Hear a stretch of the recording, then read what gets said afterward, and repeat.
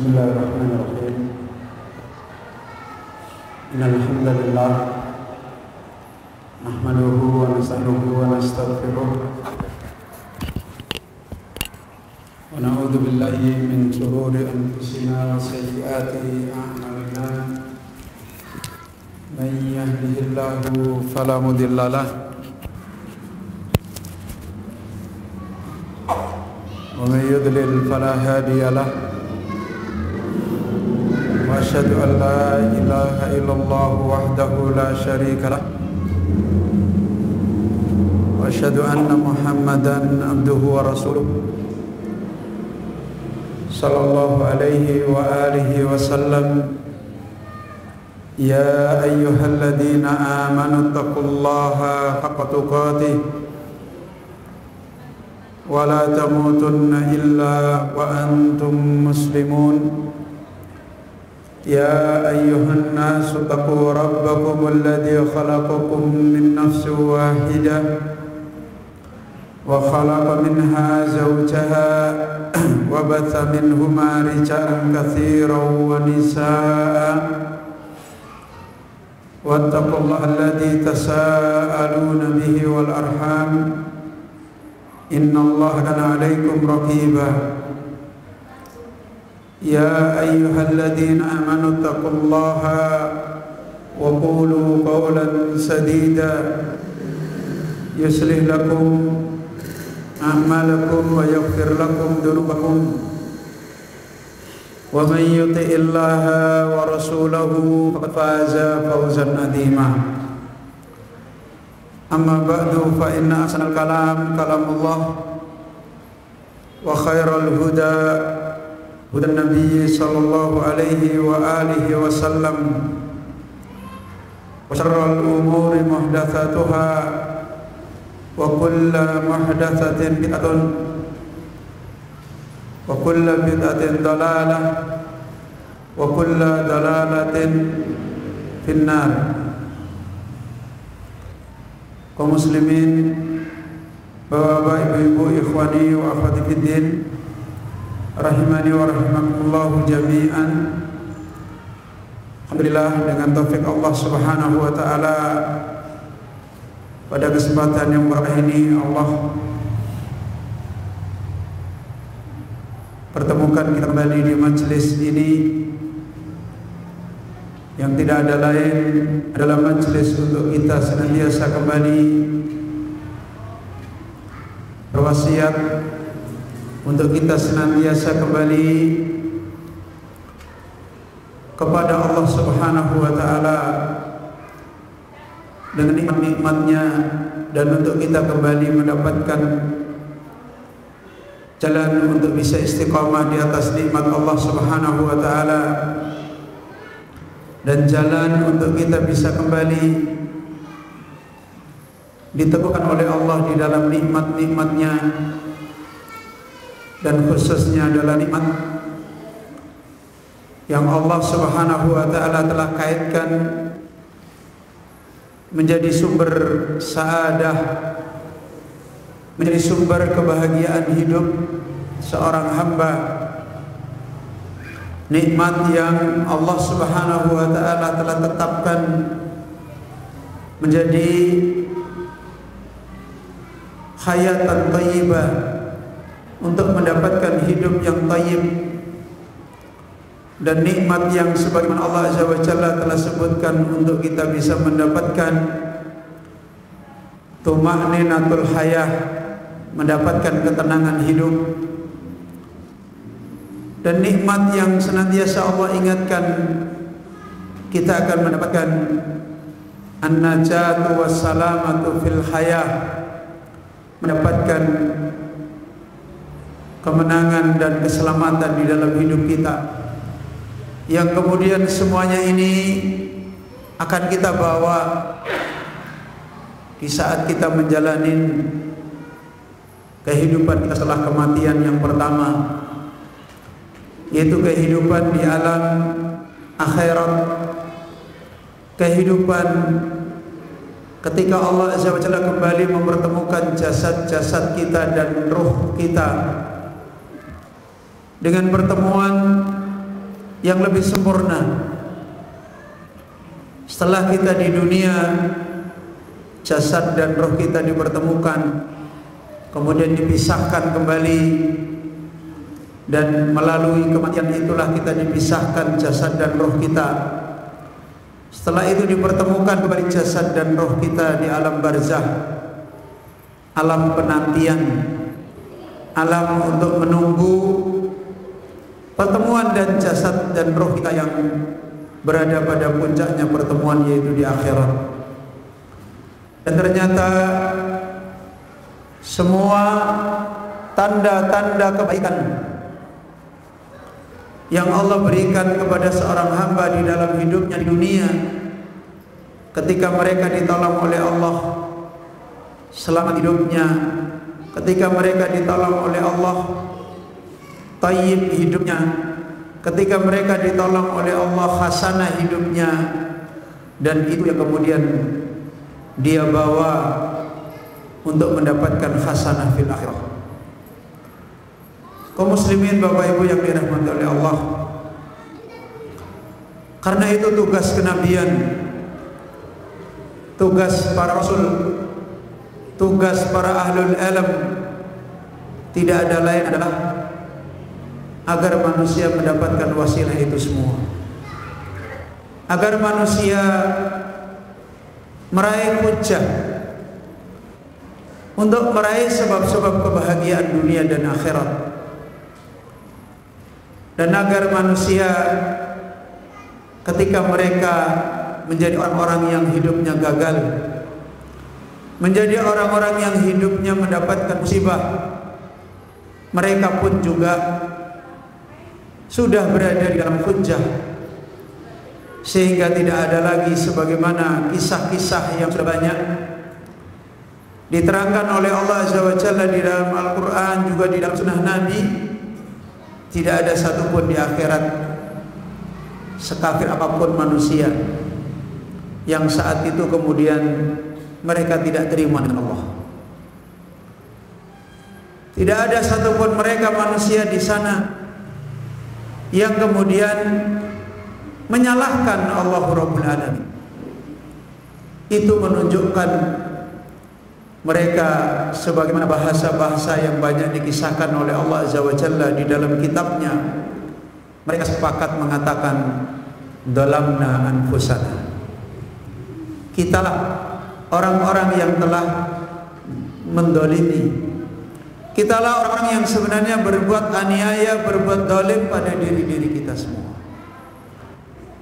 Maka kaum muslimin, Bapak Ibu yang dirahmati oleh Allah, dan tugas kenabian, tugas Rasul untuk menjadi wasilah ini tidak pernah berubah. Para nabi, para rasul selalu yatlu alaihim ayatihi, ayatillahi. Para nabi dan rasul selalu membacakan ayat-ayatnya Allah. Wa yuzakkihim, kemudian meluruskan mereka, mendidik mereka, menuntun mereka, membimbing mereka. Wa yu'allimuhumul kitaba wal hikmah. Dan para nabi, rasul dan para pewaris mereka, hari-harinya tugas mereka adalah mengajar, mendidikkan, mengajarkan kitab Allah, mengajarkan sunnah Rasulullah sallallahu alaihi wasallam. Dan itu sekaligus menjadi jawaban ketika kita mendengar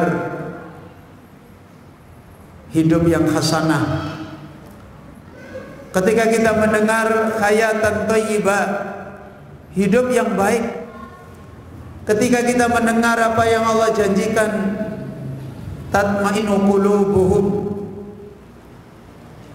orang-orang yang hatinya mendapatkan ketenangan, ketika Allah Azza wa Jalla menjanjikan nunjil mu'minin, kami yang menyelamatkan orang-orang beriman, menjadi jawaban bagi kita. Semua wasilahnya adalah kembali kepada wasilah yang dibawa para nabi, para rasul, yang kemudian dibawa oleh pewaris mereka, yaitu apa yang mereka bacakan dari ayat-ayat Allah, haqqa tilawatih, dengan membacakan yang benar, dengan membacakan yang dimaksud membaca di sini adalah memasukkan ilmu, wa yuzakkihim, dan dengan mendidik mereka, memberikan irsyad, membimbing, meluruskan perilaku mereka, wa yu'allim, dan mengajari mereka. Mereka dijadikan untuk menjadi orang-orang yang hari-hari mereka diajar dengan kitab, diajar dengan sunnah. Hanya itu wasilahnya. Sehingga tidak ada lagi hujah bagi kita untuk kemudian kita ingin mendapatkan wasilah-wasilah yang lain di dalam kebahagiaan, wasilah yang lain di dalam keselamatan, wasilah yang lain di dalam kemenangan. Karena Nabi dan Rasul itulah pembawa wasilah kebaikan. Dan wasilah yang dibawa oleh Nabi dan Rasul adalah yatlu alaihim ayatika. Manusia diajak kepada ayat Allah, diajak untuk mereka difahamkan dengan ayat-ayat Allah, dipahamkan dengan petunjuk, dengan hidayah, dengan kaidah, kemudian diperbaiki hidupnya sesuai dengan ayat, sesuai dengan hidayah yang diajarkan oleh Allah, kemudian ditumbuhkan dengan terus-menerus diajar kitab, terus-menerus diajar sunnah. Dari sanalah satu-satunya wasilah, dari sanalah kita mendapatkan jalan kita di dalam meraih semuanya yang Allah Subhanahu wa taala janjikan. Karena itu Bapak Ibu yang dirahmati oleh Allah, kalau kemudian para sahabat radhiyallahu anhum, kemudian para ulama-ulama, kemudian para orang-orang terdahulu, begitu kuat mereka sibuk dengan majelis ilmu, begitu kuat sekali mereka berburu tempat-tempat di mana ayat Allah diajarkan, tempat-tempat di mana hamba-hamba Allah dibetulkan oleh yang mengajarkan ayat-ayat Allah, tempat-tempat di mana yang mengajar ini terus-menerus menaikkan ilmu.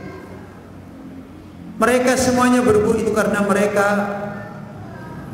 meraih apa yang mereka raih, mereka mendapatkan apa yang mereka telah dapatkan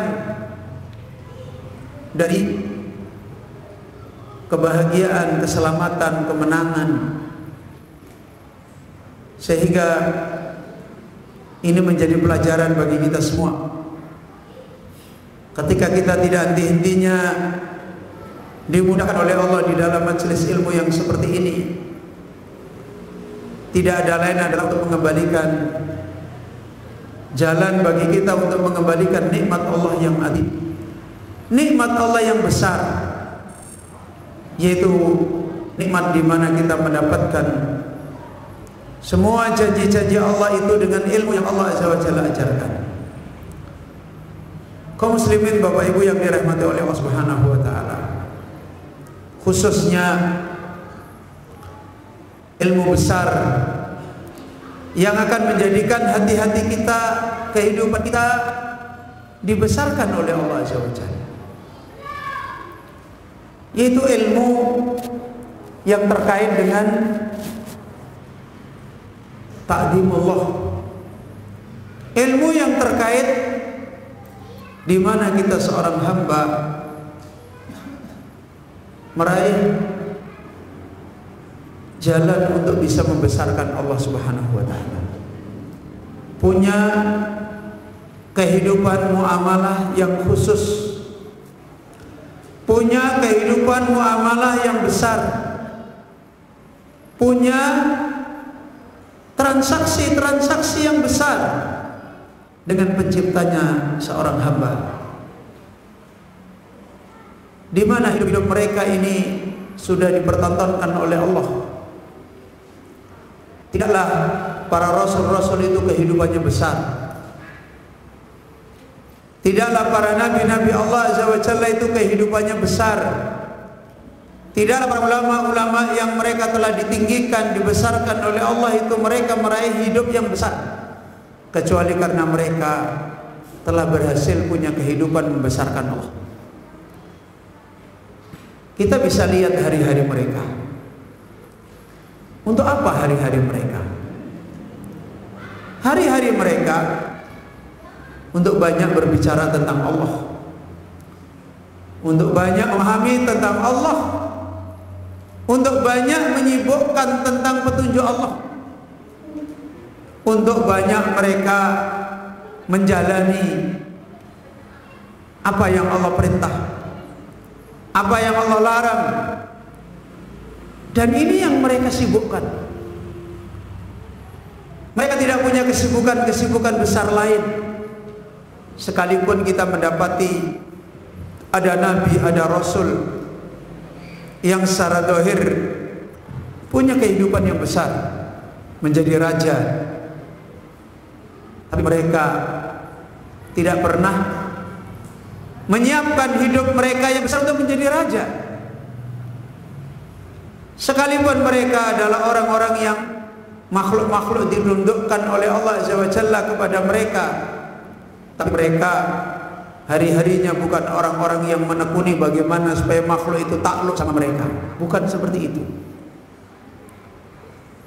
Karena itu, seperti yang dinasihatkan, disampaikan oleh Sulaiman alaihissalam, ini semuanya adalah fadlu Rabbi. Semua ini anugerah, pemberian Allah Azza wa Jalla berikan kepada saya. Ashkuru am akfur. Jadi apa yang mereka sibukkan hari-harinya dengan kehidupan mereka yang besar sebagai seorang rasul? Kehidupan mereka dengan Allah Azza wa Jalla. Dan itu yang kemudian mereka menjadi besar. Maka Bapak Ibu yang dirahmati oleh Allah Subhanahu wa taala, demikian kehidupannya hamba-hamba Allah sepanjang zaman, sepanjang masa. Kerendahan-kerendahan hidup mereka, kebingungan-kebingungan hidup mereka, kekacauan hidup mereka. Mereka menjadi kaum-kaum yang nilainya rendah. Mereka menjadi kaum-kaum yang hidup mereka rendah. Semua itu adalah berangkat dari rendahnya mereka punya kehidupan dengan Rabbul Alamin. Rendahnya mereka punya kehidupan dengan Rabbul Alamin. Maka sebagaimana Islam ini seluruh ajarannya telah disiapkan oleh Allah Azza wa Jalla agar kita ini al-inkisar baina Rabbil Alamin wa ta'dimu lahu. Tujuan dari semua agama ini adalah agar kita bisa menjadi hamba Allah yang inkisar, menjatuhkan diri baina Rabbil Alamin, di hadapan Allah Rabbul Alamin. Wa ta'dimu lahu, dan bagaimana kita menjadi hamba yang hari-hari kita membesarkan Allah dengan lisan kita, dengan hati kita, dengan anggota tubuh kita. Yang membesarkan Allah Azza wa Jalla ini sebagaimana diterangkan para ahlul ilm, wal inqita' anil makhluk, sehingga kita sampai meraih kehidupan di mana hati-hati kita ini sudah putus dengan makhluk, di mana kehidupan kita adalah sudah tidak lagi punya koneksi kepada makhluk yang bisa mengganggu makna-makna muamalah kita kepada Allah, yang bisa menjadikan kita melanggar, lalai kesibukan kita dengan Allah Subhanahu wa taala. Bahkan bukan cuma sekedar melanggar dan lalai. Bahkan kita bisa menukar kehidupan kita kepada Allah yang harusnya kita al-inqita' anil makhluk, al-istighal billah. Harusnya kita adalah memutuskan dari makhluk dan sibuk dengan Allah. Dan akhirnya yang terjadi memutuskan dari Allah dan sibuk dengan makhluk. Dan itu kerendahan-kerendahan hidup yang terjadi. Kaum muslimin, Bapak Ibu yang dirahmati oleh Allah Azza wa Jalla, sebagaimana hari-hari di mana Rasul kita Muhammad sallallahu alaihi wasallam diutus, kita semuanya tahu, kaum muslimin semuanya tahu itu adalah masa jahiliyah. Jahiliyatun ammatun, jahiliyah yang merata. Jahiliyah yang merata. Dan kita sudah tahu kalau orang-orang ahli sejarah mendata kehidupan jahiliyah yang merata, pasti itu adalah simbol dari kebobrokan hidup, simbol dari dekadensi hidup, simbol dari degradasi hidup. Dan satu persoalan yang harus kita pahami, saat itu kesibukan makhluk kepada Allah atau kepada makhluk? Kepada makhluk. Saat itu kesibukan mereka adalah mencari solusi-solusi terhadap sesama makhluk. Dan muamalah mereka kepada Allah sudah rusak. Kalau toh mereka punya muamalah kepada Allah, sebenarnya yang dicari makhluk. Kalau bahasa Islamnya, sudah tidak ada kehidupan ikhlas. Hakikat ikhlas yang dicari berarti makhluk. Dan karena itu kalimat-kalimat mereka, perilaku mereka, kalau sebenarnya mereka itu cari makhluk, itu menjadi jelas. Contoh, Allah menyebutkan, idza raqibu fil fulki da'awullaha mukhlishina lahuddin walamma najau ilal barri idza hum yusyrikun. Itu contoh. Ketika mereka berlayar di laut, maka mereka ketemu badai, ketemu gelombang, mereka mukhlishina lahuddin, ikhlas berdoa hanya kepada Allah. Allah menyebut mukhlishina lahuddin. Secara zahir dia tidak minta kepada selain Allah, ya kan? Yang jadi pertanyaan, apa kira-kira yang diminta? Apa kira-kira yang diminta oleh orang yang sedang di tengah laut, ada badai, dan dia hanya minta kepada Allah? Kira-kira apa yang diminta? Minta selamat kan? Bukan minta ibadah, enggak kan? Ya Allah, takdirkan aku di tengah laut yang ada badai begini, aku bisa mendekatkan diri kepada-Mu. Kan tidak. Apa yang diminta? Selamatkan aku. Berarti yang dicari siapa ini? Yang dicari apa ini? Dia minta kepada Allah itu cari apa? Cari dirinya sendiri. Ya kan begitu? Walaupun zahirnya ikhlas, tapi potensi yang ada pada dirinya adalah sebenarnya enggak ikhlas. Karenanya ketika sampai di darat sudah selamat, yang dicari sudah berhasil, saya enggak kecemplung laut, idahum yusriku, mereka kembali lagi syirik. Mereka kembali kepada minta Allah, minta yang lain, minta yang ini, yang macam-macam. Karena itu sebagian ulama menerangkan, sebagaimana di dalam kitab Tajrid Tauhid yang ditulis oleh Al-Imam Al-Muqrizi Asy-Syafi'i, manusia-manusia yang mereka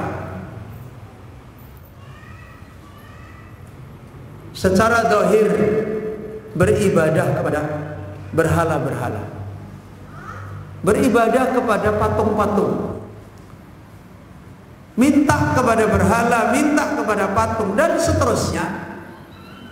Kalau dalam bahasa Islam, ya'budul asnam, ya'budul awsan. Mereka beribadah kepada patung, mereka beribadah kepada berhala. Kata sebagian ahlul ilm, sebenarnya mereka itu bukan beribadah ke sana. Sebenarnya mereka bukan beribadah kepada patung, kepada ini enggak, tapi beribadah kepada hawa nafsunya sendiri. Karena itu berhalanya bisa beda-beda, ya kan? Patungnya bisa beda-beda, tapi intinya yang dicari adalah hawa nafsunya, kecondongan dia. Saya mau apa, minta ke sini. Saya mau apa, minta ke sini. Ini contoh satu ayat menunjukkan muamalah mereka, perilaku mereka kepada Allah, kepada Rabbul Alamin, sudah mengalami kerusakan. Padahal yang namanya beribadah kepada Allah adalah untuk mencari kedekatan kepada Allah, untuk merendahkan diri, sehingga beribadah kepada Allah ini tidak bisa dibatasi dengan tempat, dengan zaman, dengan waktu, dengan keadaan-keadaan apapun, karena itu kepentingan dia mendekat kepada Allah. Ini satu perilaku. Kalau kembali kepada perkataan, sebagaimana diterangkan oleh Allah, lihat perkataan manusia. Kalau Allah Azza wa Jalla menimpakan kepada mereka kebaikan, apa perkataan mereka? Rabbi akraman, ya kan? Nih, Tuhanku sekarang memuliakan aku. Kalau kemudian Allah Azza wa Jalla mengganti kehidupan mereka dengan ditimpakan sesuatu yang musibah bagi mereka, apa dia berkata? Rabbi ahanan, Tuhanku telah menghinakan aku. Ini menunjukkan manusia yang sudah tidak punya kehidupan untuk mereka punya kehidupan yang baik dengan Allah. Dan setiap kejahilian, setiap terjadinya kerusakan-kerusakan kejahilian yang tidak bisa dibenarkan, tidak bisa dimulai, di situ di hati manusia sudah bodoh dengan Rabbul Alamin, sudah tidak punya adab, sudah tidak tahu kebutuhan asasinya untuk bermuamalah khusus kepada Allah dan memutuskan dari makhluk. Maka kaum muslimin, Bapak Ibu yang dirahmati oleh Allah, dari sana semua pengajaran para nabi, para rasul, dengan segala macam jahiliyah kayak apapun, yang diperbaiki adalah dibesarkan kembali sikap-sikap seorang hamba kepada Allah, diluruskan kembali sikap-sikap seorang hamba kepada Rabb-nya. Ya kalau sekarang sekolah teologinya dibetulkan, dan itu asasi, ya. Itu yang menjadikan barometer perbaikan seorang hamba. Dan dari sini mengajarkan kepada kita apa yang kemudian para ahlul ilm di hari-hari kuatnya fitnah sebagaimana sekarang ini, kita diperingatkan kembali, kita diluruskan kembali, diajak kembali untuk membangun jalan hidayah, jalan kemuliaan ini dengan benar. Sebagaimana sinyal-sinyal itu sebenarnya sudah ada di sekitar kita. hal yang demikian ini kita mengalami banyak kelalaian, kita mengalami salah arah, kita mengalami gagal paham karena kuatnya fitnah-fitnah yang terus memberikan kepada kita bius-bius. Illa man rahimahullah, kecuali orang-orang yang diberikan taufik oleh Allah, diberi rahmat oleh Allah, yang mereka menyadari benar. Dan memang ini tabiat penyakit iman, seperti yang diterangkan oleh Al-Imam Ibnu Qayyim rahimahullah. Penyakit iman adalah termasuk jenis penyakit yang berbius. Jadi penyakit yang berbius, apa maksudnya? Orang yang sakit nggak sadar, ya, itu penyakit iman. Penyakit iman adalah penyakit yang berbius, penyakit hati, penyakit akal yang berbius. Itu yang diterangkan oleh Imam Ibnu Qayyim, lahu sakroh. Jadi ada bius, sehingga orang-orang yang hatinya terkena penyakit iman, terjangkit, tumbuh, kemudian berkembang, ini la yas'urun, mereka tidak terasa. Loh, apa logikanya kok mereka tidak terasa? Banyak para ulama menerangkan, karena penyakit iman hakikatnya adalah penyakit material atau immaterial atau non material. Penyakit fisik atau non fisik? Non fisik. Kalau fisik, kepekaan orang pasti akan cepat karena real. Penyakit iman bukan penyakit fisik. Karena itu untuk orang begitu peka tidak akan mudah. Makanya sepertinya nggak sakit. Itu namanya sakaroh. Itu namanya bius. Kemudian sarangnya penyakit iman ada di mana? Ada di hati. Nah, di laboratoriumkan ke rumah sakit nggak ketemu. Ya. Kita sendiri mana sih penyakit iman saya? Nggak ketemu. Yang punya laboratorium untuk melihat sakit iman cuma orang-orang tertentu. Siapa itu?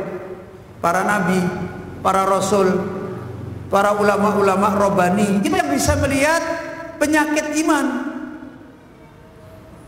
Sehingga banyak orang merasa tidak sakit. Kemudian dia adalah khafiyah.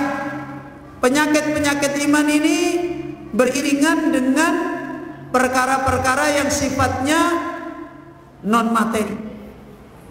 Senang istri, senang anak, senang suami, senang harta, ini kan kebiasaan orang.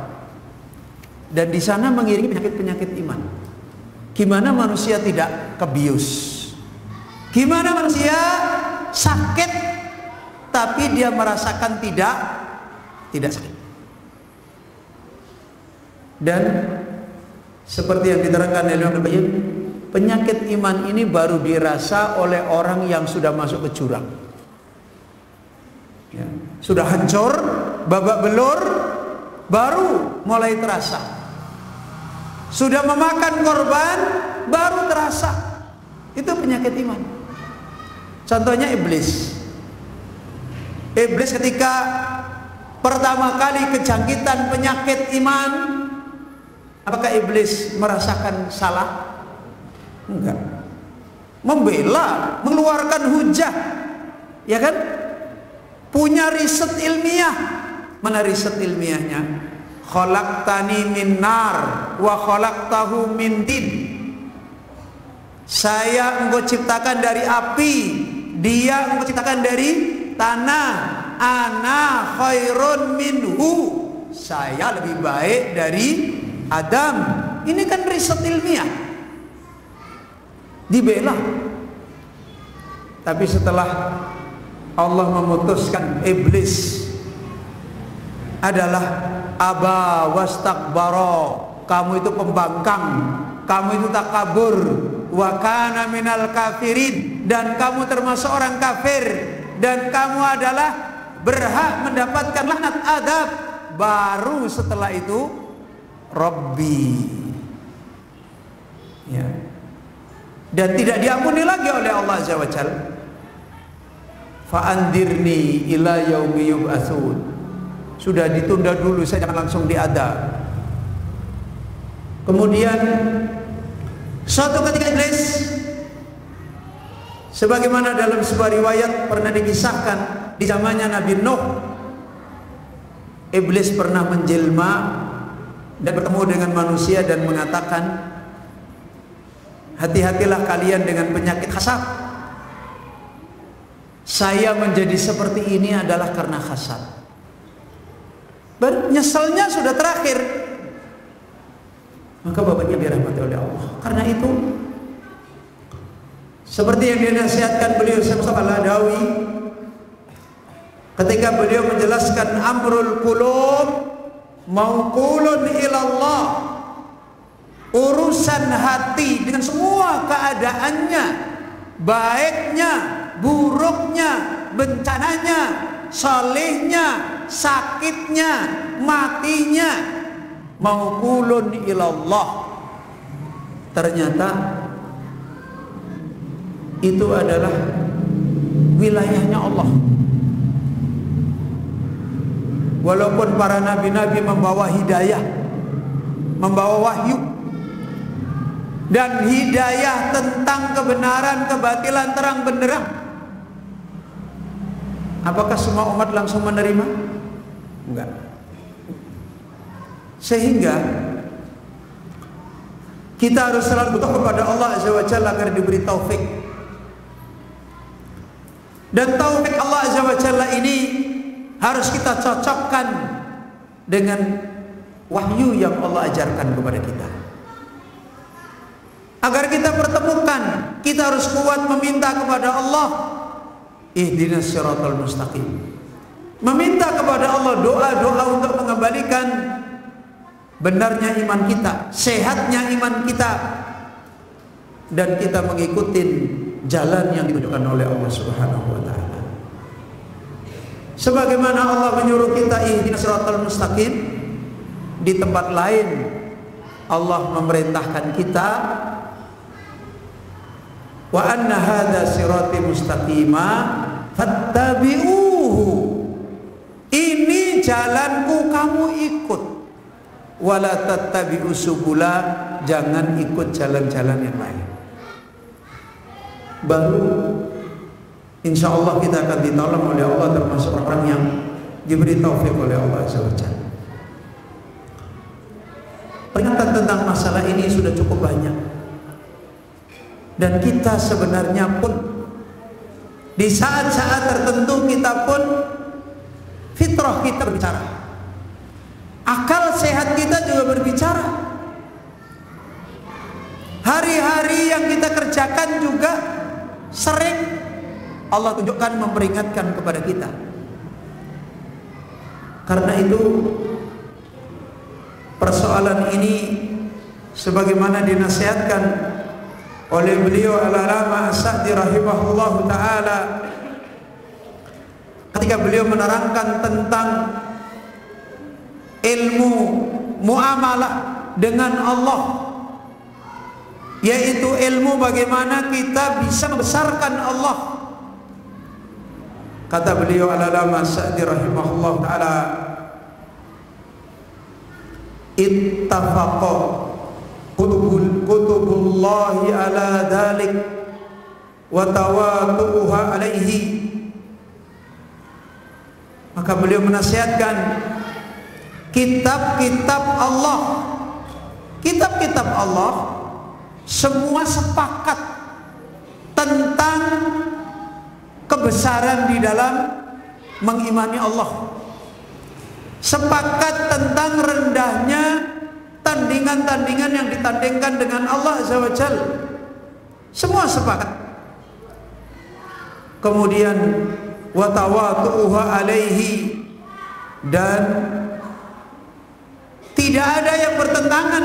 Semua kitab-kitab Allah untuk membicarakan hakikat kebesarannya makhluk adalah kembali kepada bagaimana dia bisa punya muamalah membesarkan Allah yang benar.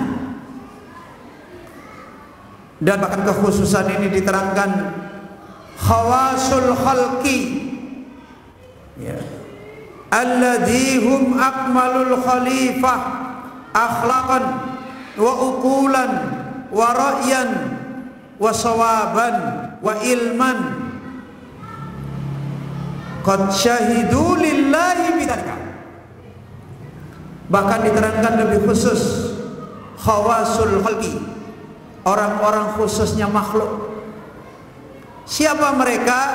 Mereka adalah akmalul khaliqah, paling baiknya makhluk Allah, akhlaqan wa uqulan, paling baiknya makhluk Allah dari sisi akal, dari sisi akhlak, wa ra'yan, dari sisi pendapat, wa sawaban, dari sisi kebenaran-kebenaran yang mereka raih, wa ilman, dari sisi ilmu yang mereka miliki. Siapa itu? Para Rasul.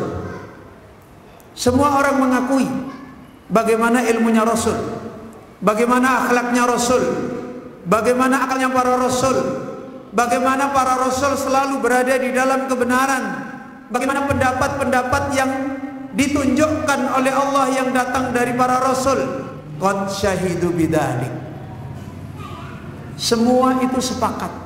Mereka pasti punya pembicaraan besar, mereka pasti punya kesibukan besar di dalam membesarkan Allah Azza wa Jalla. Pasti itu. Coba lihat kisah-kisah mereka di Al-Quran, di Sunnah. Pasti kisah-kisah yang dikisahkan oleh Allah, bagaimana mereka punya muamalah dengan Allah, bagaimana mereka punya muamalah dengan Allah Azza wa Jalla. Karena itu di sebagian penjelasan ada ulama menasihatkan, ini adalah al-ilmul mafqud, ilmunya Allah yang hilang pada beberapa hamba-hambanya, khususnya di hari-hari sekarang, ya. Ilmu yang sudah hilang tidak terasa karena banyaknya sakarah, karena banyaknya bius-bius, dan terus-menerus manusia turun mendapati degradasi yang hancur. Maka kaum muslimin, Bapak Ibu yang dirahmati oleh Allah, kalau kita sekarang kembali punya perhatian untuk mengembalikan jalan ini, yaitu jalan ta'zimullah, jalan untuk kemudian kita membesarkan Allah Azza wa Jalla. Meskipun kita tahu hari ini ketika kita berbicara di dalam membesarkan iman, membesarkan mengenal Allah Subhanahu wa taala, dan ketika pembicaraan kita ini adalah pembicaraan thorik, pembicaraan jalan membesarkan Allah, sungguh mungkin sebagian orang berputus asa. Kenapa? Karena sudah tidak menjadi perkara aktual, ya. Di masa-masa sekarang, kalau kita kembali membicarakan tentang konsentrasi di dalam marifat kepada Allah, mengenal Allah, sampai kita berhasil membesarkan Allah dengan benar, ini secara praktis, secara pragmatis, secara kepentingan sesaat, seperti bukan jawaban, seperti sesuatu yang sulit, seperti sesuatu yang sepertinya tidak bisa ditempuh lagi. Jawaban dari semua masalah ini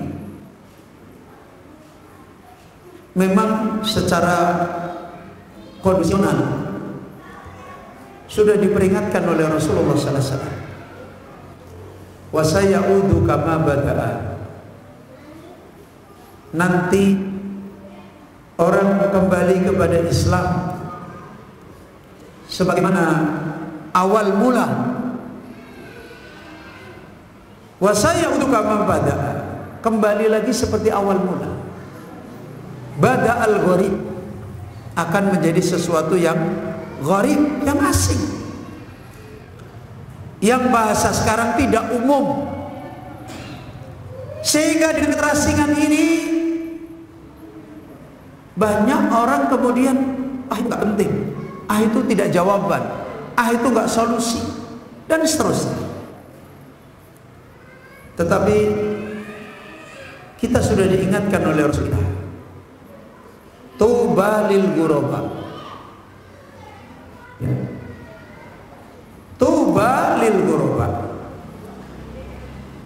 beruntunglah, berbahagialah orang-orang yang kembali di dalam perjalanan agamanya yang mereka gharib, karena benarnya jalan, karena lurusnya jalan kembali yang dia tekuni di dalam agama Allah Azza wa Jalla. Dan itu jawaban yang harus kita bisa jawab pada diri-diri kita semua. Secara umum sudah diingatkan oleh Nabi sallallahu alaihi wasallam seperti itu. Jawaban yang kedua, Allah Subhanahu wa taala sudah mengingatkan, walaqad yassarnal qur'ana lidzikri fahal min muddakir. Sungguh kami Allah Azza wa Jalla telah yassarna, telah mudahkan,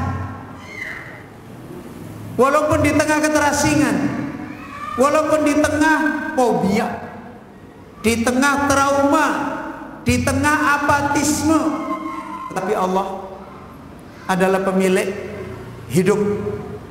Allah yang mendatangkan wahyu ini.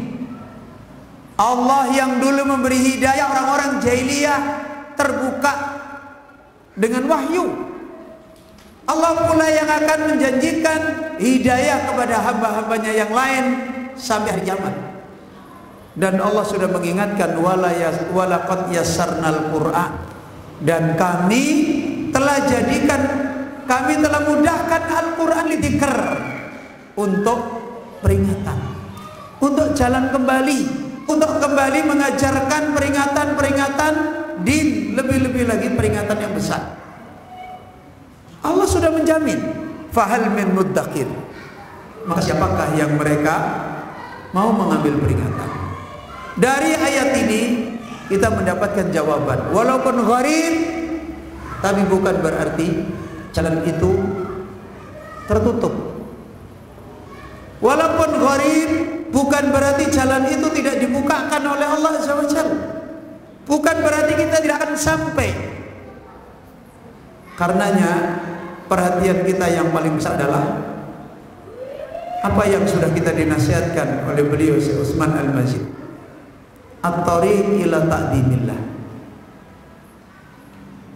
Kita harus membangun jalan, harus ketemu jalan yang itu sudah ada, yang itu sudah menjadi garis jalan yang diajarkan oleh Allah di dalam kita ta'dimullah, di dalam kita meraih membesarkan Allah Subhanahu wa taala.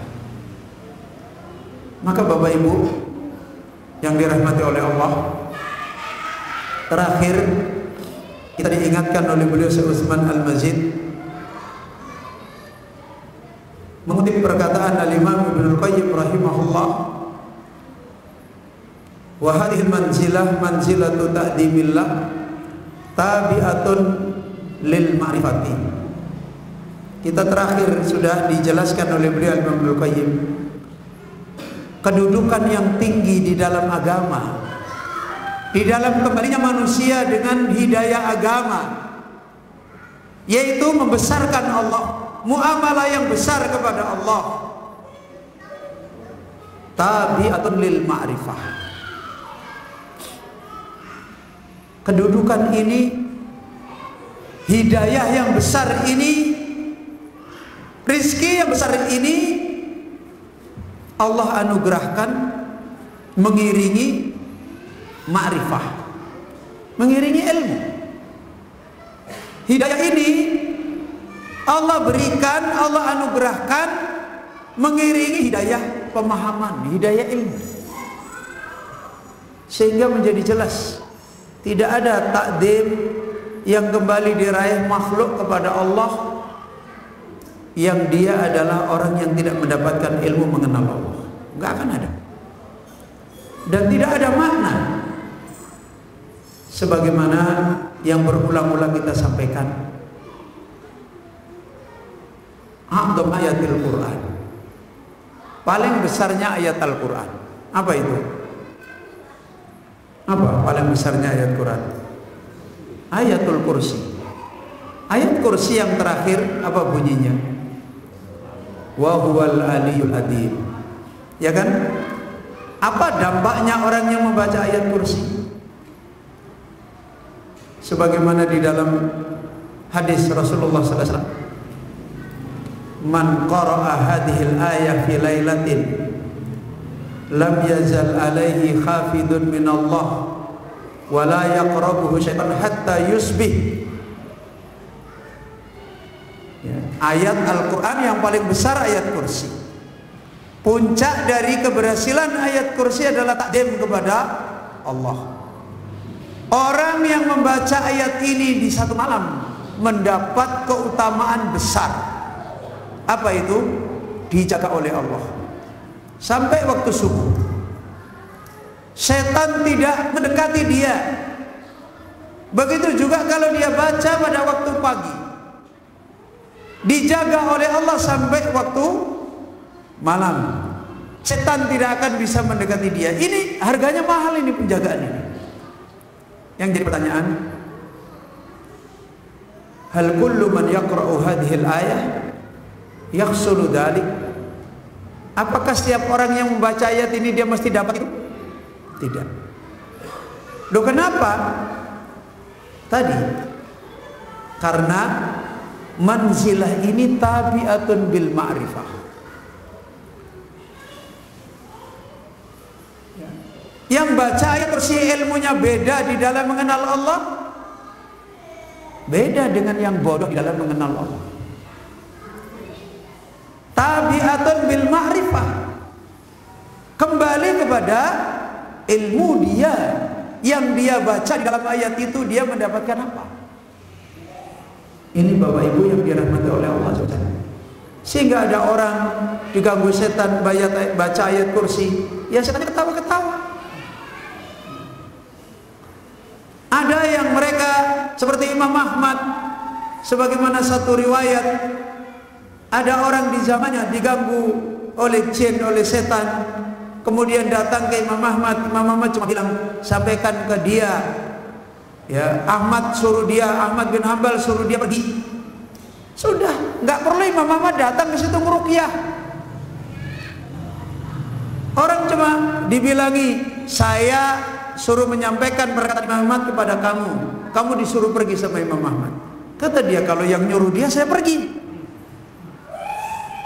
Kenapa? Bukan Imam Ahmad itu dukun sakti, bukan. Hatta jin takdim kepada orang yang punya hati yang ma'rifat kepada Allah Azza wa Jalla. Ini kaum muslimin Bapak Ibu. Karena itu tidak pernah ada kebesaran seorang hamba di dalam membesarkan Allah Azza wa Jalla yang dia tidak punya ilmu makrifat mengenal Allah Azza wa Jalla yang sampai kepada maqam yang dikehendaki oleh Allah. Apa maqam yang dikehendaki oleh Allah? Ka'annaka tarah, kamu seperti melihat Allah. Fa illam takun tarah fa innahu yara. Kalau kamu tidak bisa meraih tingkatan seperti melihat Allah, maka kamu meraih tingkatan kamu seperti orang yang merasa diawasi oleh Allah. Ini pakai apa? Dan letaknya di tubuh kita di mana? Di hati. Pakai apa kita melihat Allah di hati? Pakai ilmu, pakai marifat. Pakai apa kita merasa diawasi oleh Allah Azza wa Jalla? Pakai ilmu. Ya. Maka kaum muslimin yang dirahmati oleh Allah Azza wa Jalla. Karenanya sebagaimana beliau Imam Ibnu Qayyim mengingatkan, fa'ala qadril ma'rifah yakunu ta'dhimur Rabbi ta'ala fil qalbi. Sesuai dengan kadar ilmu yang dimiliki seorang hamba di dalam mengenal Allah, di dalam mengenal namanya, mengenal sifatnya, mengenal perbuatannya, di dalam mengenal keterkaitan nama, sifat dan perbuatan Allah Azza wa Jalla yang azim. Sesuai dengan kadar seorang hamba punya ilmu tentang ini, maka yakunu ta'dhimur Rabbi ta'ala fil qalbi. Di situ dia punya manzilah, di situ dia punya kedudukan. Apakah hatinya takdim kepada Allah? Apakah hatinya membesarkan Allah Azza wa Jalla? Dan ini menjadi jawaban bagi orang-orang kan yang mereka salah mengartikan hatinya ada takdim kepada Allah. Kalau di dalam bahasa Al-Quran, orang yang hatinya seorang hamba punya kebesaran takdim kepada Allah, pasti dia takdim kepada syariat Allah, takdim kepada halalnya Allah, takdim kepada haramnya Allah, takdim kepada perintah Allah, takdim kepada larangan Allah. Bukan sebagaimana sebagian pemahaman orang, kalau hatinya sudah punya manzilah, sudah punya kedudukan khususiyah yang merasa membesarkan Allah, maka tidak ada lagi syariat Allah. Kan ada seperti itu kan? Gak ada lagi syariat Allah. Jadi kita gak perlu beribadah karena kedudukan kita ini sudah tinggi. Kalau yang namanya beribadah kepada Allah itu kan kedudukannya hamba. Kita ini udah tinggi. Ini bukan pemahaman Al-Quran. Karena Al-Quran menyampaikan, wa may yu'adzim sya'airallah fa innaha min taqwal qulub. Orang yang dia membesarkan syiar-syiar Allah, syiar Allah yang ada di zahir, itu adalah berangkat dari syiar yang ada di dalam hati. Fa innaha min taqwal qulub, itu adalah berangkat dari takwa yang ada di dalam hati. Maka menjadi jelas ketika kita dinasihatkan oleh Al-Imam Ibnu Qayyim dengan mengenal makrifat kepada Allah Azza wa Jalla, punya ilmu tentang Allah Azza wa Jalla, di situ akan ada sikap hati yang keluar, yaitu takdim, membesarkan kepada Allah. Dan otomatis dia akan menjadi orang yang paling takdim kepada syiar dhahir. Sebagaimana kita lihat para nabi, para rasul. Sekarang Nabi Nuh berapa ratus tahun berdakwah, Pak? Siapa yang kuat? Siapa yang bayar? Siapa yang kuat dakwah 900 tahun? Ta'autu lailan wa naharon. Saya memanggil orang siang malam, tidak ada yang mau ikut padaku 900 tahun. Ya. Kita baru jadi guru sudah ribut sertifikat.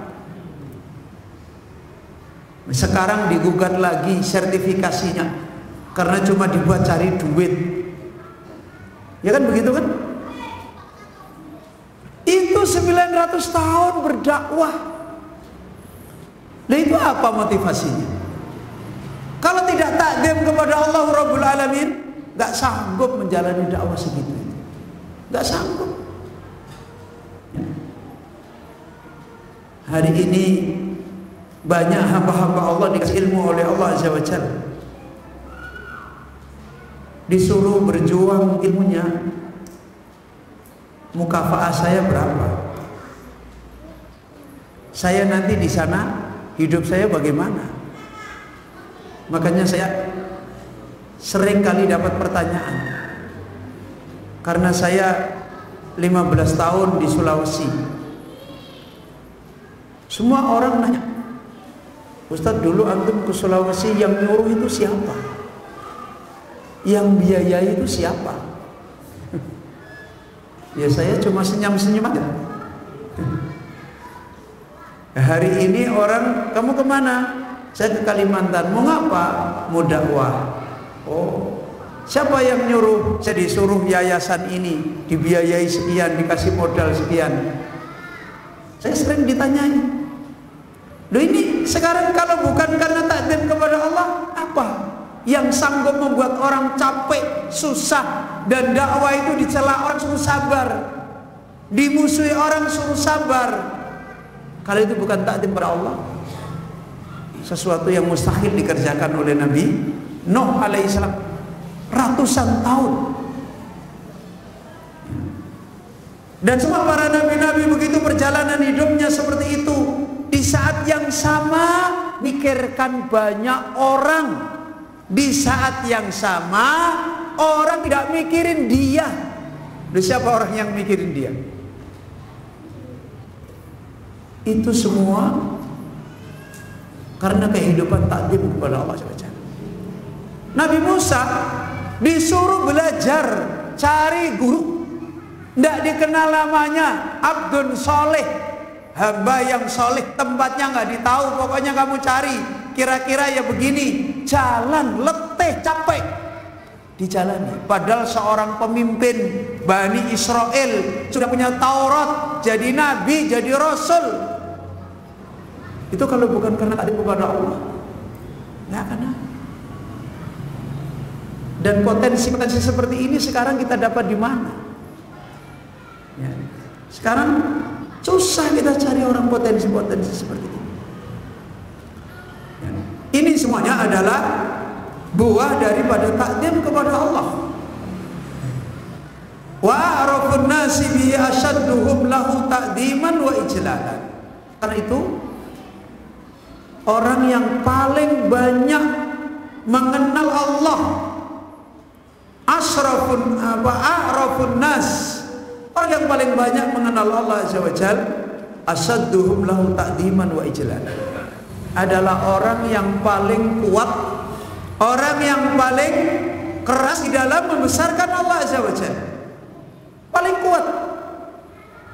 Orang-orang yang kuat di dalam membesarkan Allah, ngurus agamanya, terus istiqomah di sana, pasti dasar yang paling kuat di situ adalah a'rafun nasbi, orang yang paling kuat mengenal Allah Subhanahu wa taala. Saya sedikit mencontohkan. Ketika ilmu yang diajarkan di dalam pendidikan, ketika dulu saya masih belajar, dan dulu ketika saya belajar, metode belajarnya tidak seperti orang hari ini belajar. Walaupun namanya pondok, kalau orang hari ini belajar, bukunya ditarget selesainya kapan? Ada targetnya enggak? Hah? Ada targetnya enggak orang-orang di sekolah, di pondok sekarang? Kalau zaman saya dulu enggak ada target. Guru saya dulu kalau ngajarin kitab itu, ya murid juga enggak pernah bilang ini selesai berapa tahun Pak Kiai, enggak ada. Enggak ada guru kita itu begitu. Murid kita juga gitu, karena kepentingannya murid apa? Kalau bahasanya orang Jawa, nyucruk ilmunya guru sampai kapanpun. Jadi kita itu mau diajar 2 baris, mau diajar 1 baris, mau diajar 3 kata, hakikatnya kita mendapatkan ilmu. Dan dulu saya masih ingat kalau saya diajar kitab yang namanya orang dulu kitab gundul, ya kan? Itu diajar cuma 2 baris, 1 baris.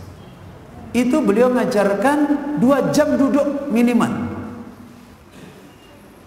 Terus beliau berbicara tentang apa?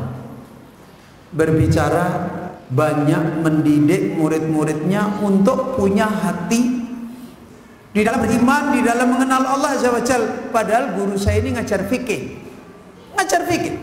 Ngajar Fathul Qorib, Takrib. Tapi lebih banyak beliau mengingatkan tentang bagaimana penuntut ilmu, bagaimana kita harus menjadi orang terhadap Allah begini. Terus itu ditanamkan. Dan ketika kita lulus, ibaratnya bukan lulus, ketika kita ini sudah pergi dari pondok itu, apa cita-cita yang paling besar? Bagaimana saya melayani ilmu? Bagaimana saya nanti mati di jalan ilmunya Allah Azza wa Jalla? Sekarang banyak anak-anak mondok, pulang dari pondok, cita-citanya apa? Ya? Cita-citanya apa coba? Dan itu mencerminkan akhirnya menjadi orang yang generasi yang degradasinya jatuh. Bahkan banyak menjadi orang yang pesimis, pengangguran, gak bisa bikin apa-apa. Lu ini pulang dari pondok. Dulu pulang dari pondok itu ditunggu masyarakat, ditunggu umat. Datang dari pondok itu langsung melayani manusia. Dan itu tidak ada yang bayar. Karena kita tahu kita ini dibutuhkan oleh umat. Itu zaman saya masih anak-anak dulu begitu. Sekarang linglung. Bahkan waktu kemarin saya kajian di Lombok, ada Ustadz mudir pondok di Lombok bilang ke saya, kok murid-murid dari pondok ini begitu lulus kok bingung cari kerja. Masya Allah. Lulus mereka bukan mikirin saya ini membawa wahyu, saya ini membawa ilmu, saya ini pelayan ilmu, saya ini adalah hamba Allah yang dekat. Kemudian bagaimana saya berjuang? Enggak, saya nanti kerjaannya apa? Ini kan sudah rendah. Dan itu menunjukkan selama ini berarti apa yang mereka dapat di dalam mengenal Allah Azza wa Jalla. Maka disinilah menjadi jelas apa yang diterangkan oleh beliau Imam Ibnul Qayyim. Kegagalan itu adalah berangkat dari jahilun nasbi, bodohnya manusia dengan Allah Azza wa Jalla. Contoh sederhana, bingung cari kerja, itu kan lucu kan? Lucu. Kenapa nggak lucu? Kalau dia ditanya, kamu waktu di dalam perut ibumu sudah dicatat rezekimu belum? Kalau dia mondok kira-kira tahu kan? Tahu kan?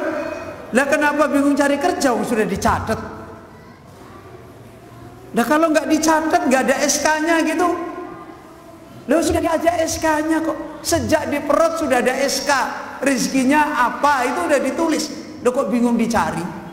Sesuatu yang sudah konkret dicari, kan aneh. Loh Ustaz, tapi kita kan harusnya kan merintis kerjaan. Oh ya banyak kerjaan yang dirintis. Ya, bantu nyuci baju orang tua, kan kerjaan juga kan. Bantu nyangkol orang tua, lo kerjaan itu halal, pahalanya besar, orang tuanya seneng, doain anaknya. Loh, nggak mungkin no bantu kerjaan orang tua nggak dikasih makan. Makanya dulu ada orang ngomong ke saya, Ustadz, saya sebenarnya pengen menekuni Islam ini dengan benar, cuma sekarang saya kebentur kerja. Kebentur kerja. Dan terus pengennya apa? Pengennya saya tak keluar kerja, fokus, tapi ada pekerjaan baru loh. Pekerjaan baru dia maksudnya.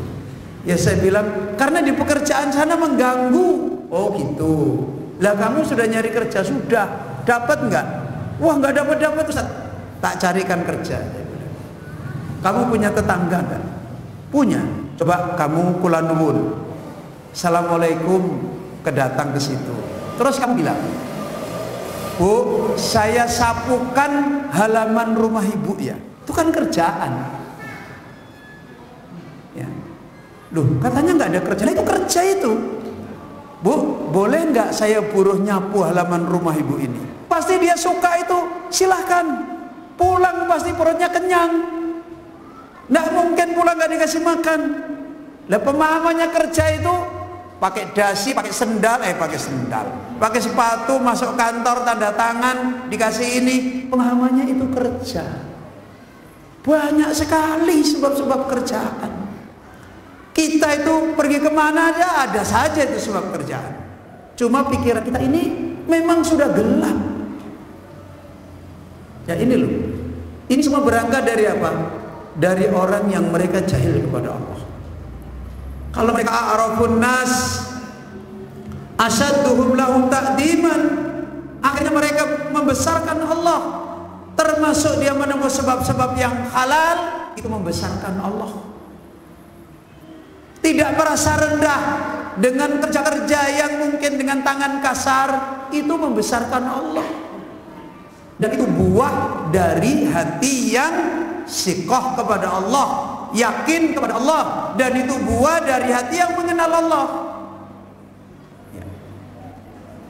Dan Allah Azza wa Jalla sudah mengingatkan, walaqad dammallahu ta'ala man lam yu'addim haqqa 'azamatihi. Dan Allah telah mencela orang yang mereka tidak bisa membesarkan Allah dengan sebenar-benarnya pembesaran. Wala arrafahu haqqa ma'rifatihi. Dan Allah mencela orang-orang yang mereka tidak bisa mengenal Allah dengan sebenar-benarnya mengenal. Wala wasafahu haqqa wasfihi.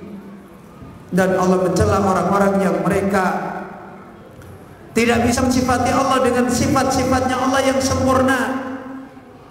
Faqala ta'ala, maka Allah Ta'ala berfirman, malakum la tarjuna lillahi waqar. Kenapa kamu tidak bisa tarjuna lillahi waqara?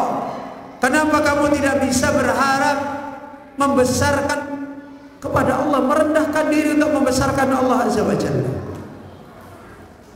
Maka Bapak Ibu yang dirahmati oleh Allah,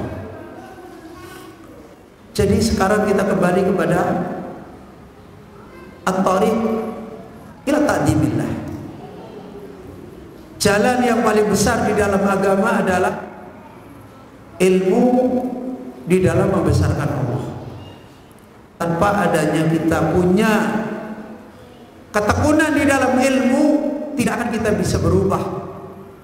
Untuk hati-hati kita punya nasib membesarkan Allah Azza wa Jal dan merendahkan diri kita, merendahkan makhluk, bahkan memutuskan hati dari bergantung kepada makhluk, bergantung kepada diri sendiri. Seperti doa yang kita baca, wala takilni ila nafsi tarfata ainin. Jangan engkau biarkan, engkau serahkan aku pada diriku sendiri. Dan itu menunjukkan orang yang mereka tidak takdim kepada Allah, menyandarkan dirinya pada dirinya sendiri. Maka Al-Imam Abul Qasim Ismail Al-Asbahani ketika beliau menjelaskan sifatul adamah, bagaimana sebenarnya sifat adamah, sifat kebesarannya Allah, yang harus kita punya muamalah membesarkan sifat kebesaran Allah Azza wa Jalla. Sebagaimana Allah berfirman di akhir surat ayat kursi, wa huwal aliyyul adhim, yang sebelumnya didahului dengan nama-nama Allah, sifat-sifat Allah, dan perbuatan-perbuatan Allah yang menunjukkan adamah besarnya Allah. Apa sebelumnya? Ya, Allahu la ilaha illa huwal hayyul qayyum. Allah menyebutkan tentang sesembahan yang benar adalah Allah, karena Allah memiliki sifat sempurna. Al-Hayyu, Maha hidup. Al-Qayyum, Maha tegak, menegakkan diri, tidak butuh makhluk, menegakkan makhluk, dan terus menerus Allah memberikan kebaikan pada makhluk. Al-Hayyu, Al-Qayyum. Kemudian apa? La ta'khudhuhu sinatun wala naum. Sifat Allah itu sempurna. Sifat hidupnya Allah tidak seperti sifat hidupnya makhluk. Sifat qayyumiyahnya Allah tidak seperti sifat qayyumiyahnya makhluk, karena tidak menimpa pada Allah sifat cacat seperti sifat ngantuk, sifat tidur. Dan itu sifat-sifat yang menimpa pada sifat hidupnya makhluk, yang menimpa pada sifat qiyamnya makhluk. La ta'khudhuhu sinatun wala naum. Kemudian Allah menyebutkan adamahnya, lahu mulkus samawat. Lahu mulkus samawati wal ard, kerajaan langit dan bumi. Jelas kita dipertontonkan. Siapa yang terlibat mengatur kerajaan langit dan bumi? Tidak ada. Tidak ada satupun. Dan hari-hari tetangga kita adalah langit dan bumi. Yang di atas kita dimanapun kita ketemu langit, yang kita selalu berpijak dimanapun kita ketemu bumi. Dan ini bukan kerajaannya siapa-siapa. Ada aturan-aturan yang terjadi pada langit dan bumi, tiap hari berjalan, dan makhluk siapapun tidak bisa menghalangi aturan-aturan ini. Musim misalnya, siapa yang bisa menghalangi musim? Hujan, panas, badai, terbit matahari, tenggelam matahari, keluar bintang, awan. Siapa yang bisa mengatur semua ini? Gak ada. Dan itu menunjukkan Allah adamah. Lahu mulku samawati wal ard, man dzalladzi yashfa'u indahu illa biidni. Gak ada yang bisa memberi pertolongan. Siapa yang bisa memberikan pertolongan Allah di sisi Allah kecuali dengan izin Allah. Kemudian Allah menunjukkan sifat ilmunya, ya'lamu ma baina aydihim wa ma khalfahum wa la yuhituna bi syai'in min ilmihi.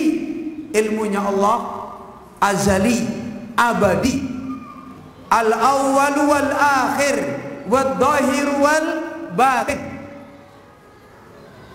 Langit ad-dhahir, bumi al-batin, huwal ad-dhahir wal batin. Yang paling di atas adalah makhluk yang di atas. Kemudian yang di bawah Allah sebutkan bumi.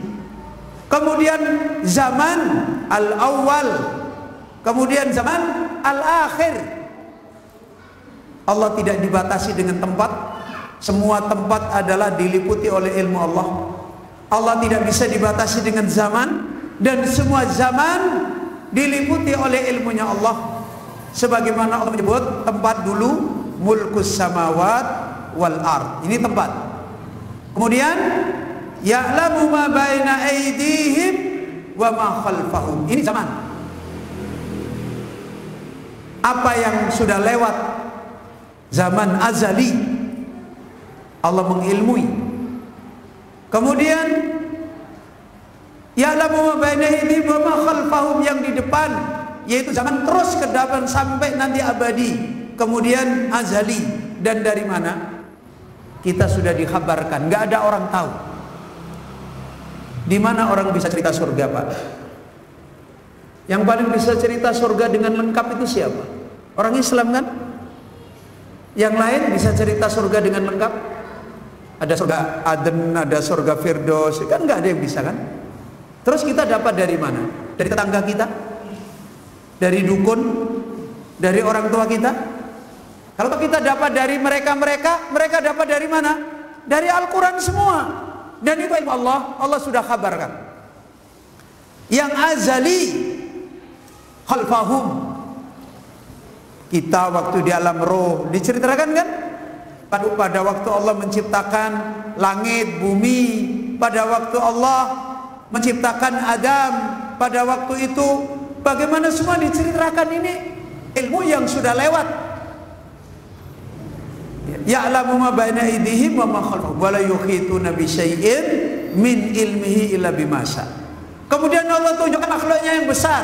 Wasi'a kursiyuhu. Kursinya Allah telah luas. Wasi'a kursiyuhu samawati wal ard, seluas langit dan bumi.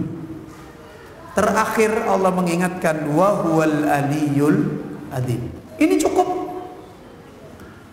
Maka diterangkan oleh beliau Al-Imam Abu Qasim Ismail Al-Asbahani di dalam sifat adamahnya Allah.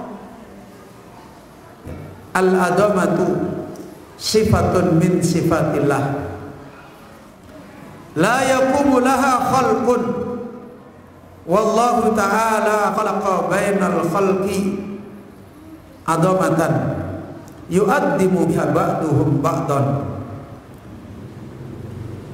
Sifat adamah, sifat kebesaran adalah di antara sifat sempurnanya Allah. Sebagaimana Allah berfirman, wa huwal aliyyul adim. Al-adim adalah nama Allah yang menunjukkan sifat adamahnya Allah Azza wa Jalla. Dan para ulama menjelaskan sifat adamahnya Allah ini adalah sebagaimana sifat ketinggiannya Allah yang menunjukkan kebesaran secara makna, kebesaran secara makna arti daripada sifat sempurna, dan juga kebesaran yang terkait dengan zatnya Allah Subhanahu wa taala. Dan berita-berita yang memberitakan tentang sifat ini banyak sekali dalil ya.